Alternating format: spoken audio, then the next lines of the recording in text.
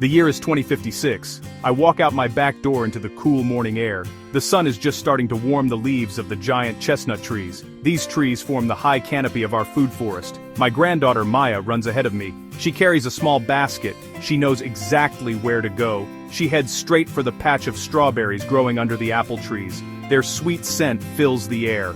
We don't have a lawn to mow here. We haven't mowed grass in 30 years. We have a forest that feeds us. It is a system that largely takes care of itself. We spend maybe an hour a week in our food forest now. Most of that time is spent harvesting. In the spring, we gather tender greens and asparagus shoots. In the summer, the branches of the plum and peach trees hang low with fruit. Berries are everywhere. Raspberries, blueberries, and gooseberries are easy to pick. We don't spray for pests. We don't add fertilizer. The forest does that for us. Fallen leaves create a rich mulch on the ground. Flowers attract helpful insects that control pests. It is a living, breathing system. We are simply part of it. Maya calls to me, her basket already half full of bright red strawberries. Nearby, a hazelnut shrub is covered in developing nuts. We will harvest those in the fall. A hardy kiwi vine climbs up an old trellis, its small, smooth fruits getting sweeter each day.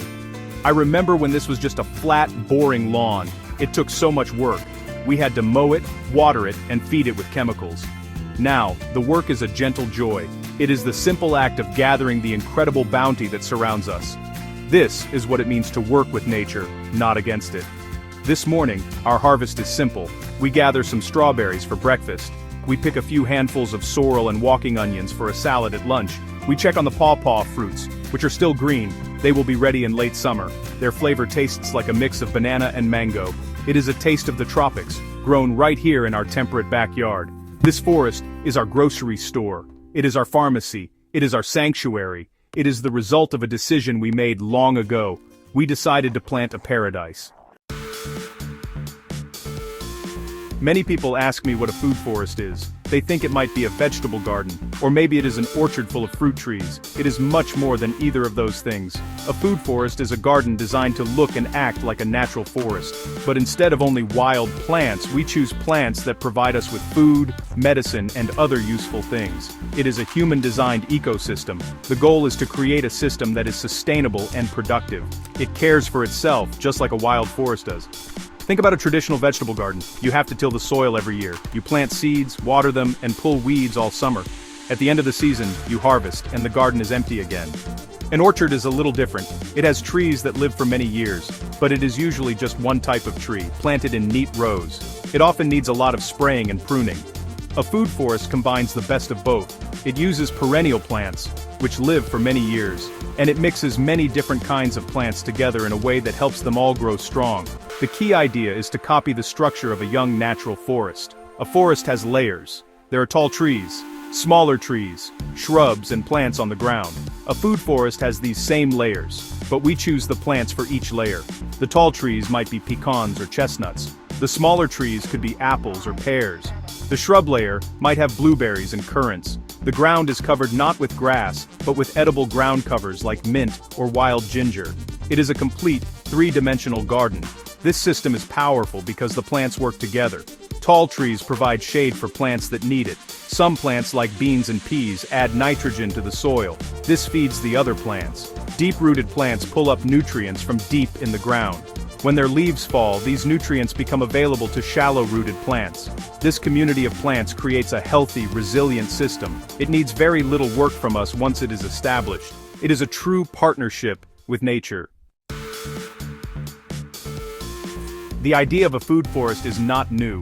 Indigenous people all over the world have created food forests for thousands of years. They managed forests to produce more food and resources. Here in America, the idea of a modern food forest has deep roots. One of the most important pioneers was a man named J. Russell Smith. In the early 1900s, he saw a big problem. He saw farmers losing their precious topsoil to erosion. The yearly plowing of fields was destroying the land. He looked for a better way. Smith wrote a groundbreaking book in 1929 called Tree Crops: A Permanent Agriculture. He argued that we should grow our food on trees. He saw that trees hold the soil in place. They build soil with their fallen leaves. They can grow on hills and slopes where farming is difficult. He imagined hillsides covered with nut trees like chestnuts and walnuts. He saw trees that produced food for animals, like persimmons and honey locusts. He called this a two-story agriculture. It was a revolutionary idea for its time. Smith's vision was a permanent agriculture that healed the land instead of destroying it. For many decades, Smith's ideas were mostly forgotten. Industrial agriculture, with its focus on machines and chemicals, became the main way we grew food. But in the 1970s, a new movement began. People started to look for more sustainable ways to live. Two Australians, Bill Mollison and David Holmgren, developed a design system they called permaculture. Permaculture is all about designing human settlements that mimic natural ecosystems. The food forest became a central strategy in permaculture design. It was the perfect example of working with nature. Today, the food forest revolution is growing. People like me and many others are teaching and planting food forests all over the country. We are building on the work of pioneers like J. Russell Smith. We are rediscovering the ancient wisdom of indigenous cultures. We are learning how to apply these ideas in our own backyards, in community parks, and on farms. The food forest is an idea whose time has come again. It offers real solutions to some of our biggest challenges, like climate change and food security. A food forest is successful because it uses all the available space, from high in the air to deep in the ground. We think of it as having 7 different layers. Each layer is a different niche where we can plant something useful. By planting in all 7 layers, we create a dense, productive, and resilient system. The first layer is the canopy layer.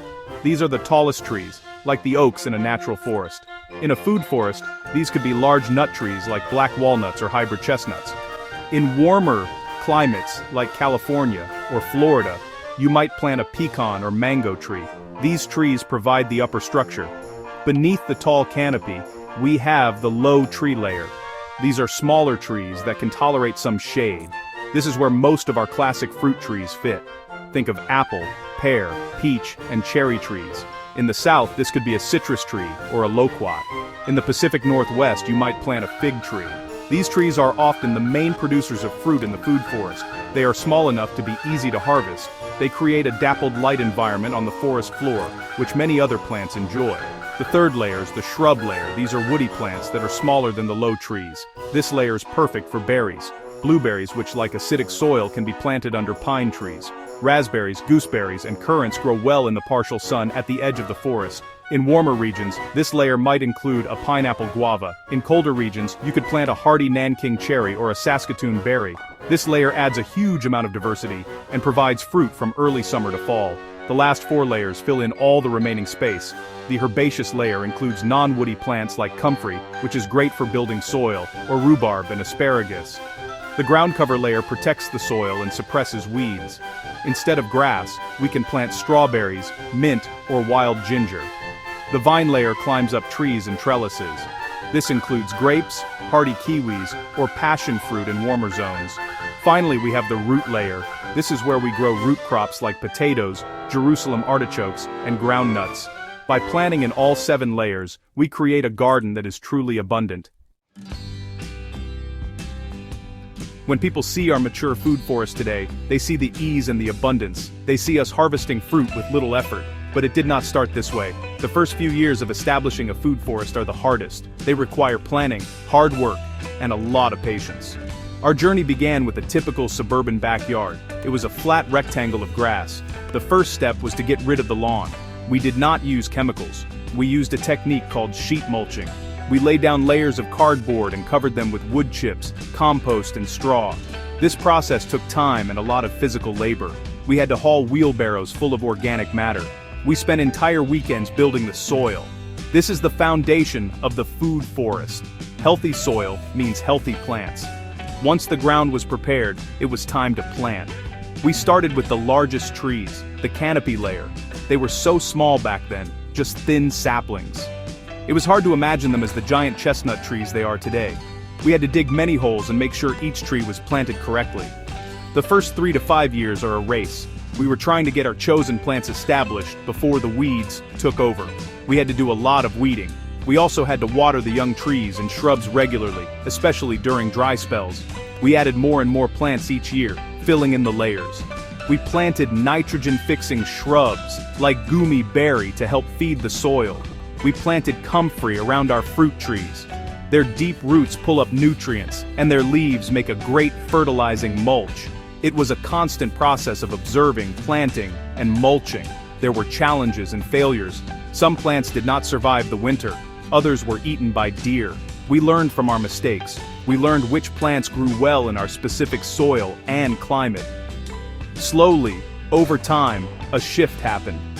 The trees grew taller. Their canopies began to close. The shade they created made it harder for sun-loving weeds to grow. The ground cover plants we planted spread out, covering the soil. The falling leaves created a natural mulch. The system began to take care of itself. The work became less, and the harvests became more. Today, our food forest is more than just a source of food. It is a source of security. We have watched the world change over the last 30 years. We have seen food prices go up. We have seen supply chain problems empty the shelves at the grocery store. We have experienced strange weather patterns, from long droughts to intense storms. Through it all, our food forest has been a reliable, steady presence. When the stores were empty, our pantry was full. We canned peaches, froze berries, and dried herbs. Our nut harvest could last us through the entire winter. This is true food security. The benefits go beyond our own family. Our food forest is a haven for wildlife. The flowers feed bees and butterflies. The fruit feeds the birds. We have seen an incredible increase in biodiversity in our small backyard. It has become a healthier ecosystem for everyone. We also use less resources. We don't have a noisy, polluting lawnmower. We don't buy bags of chemical fertilizer or bottles of pest spray. Our water bill is lower because the mature forest holds moisture in the soil. It is a system that gives back more than it takes. But perhaps the most important benefit is the legacy it creates. When we planted those first small trees, we were not just planting for ourselves. We were planting for our children and our grandchildren. I watch Maya run through the forest, picking fruit from a tree that I planted when I was a young man. She is growing up with a deep connection to her food. She knows where it comes from. She understands the cycles of nature.